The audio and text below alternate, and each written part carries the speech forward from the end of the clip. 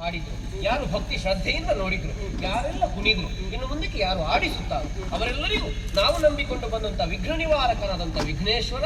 ಕಲಾಮಾತೆಯಾದಂತ ಭ್ರಮರಾಂಬಿಕೆ ಜೀವನದಲ್ಲಿ ಆಯುಷ್ಯ, ಆರೋಗ್ಯ, ಸುಖ, ಶಾಂತಿ, ನೆಮ್ಮದಿ ಎಲ್ಲವನ್ನು ಕೊಟ್ಟು ಕಾಪಾಡಲಿ ಎಂದು ಪ್ರಾರ್ಥಿಸುತ್ತಾ ಪುಣ್ಯಪ್ರದವಾದಂತ ಕಥಾನಕಕ್ಕೆ ಮಂಗಳ ಗೀತವನ್ನು ಹಾಡುವರೆ ಸಭ್ಯರಿಂದ ಅಪ್ಪನ. ಭದ್ರಂ ಶುಭಂ ಮಂಗಳಂ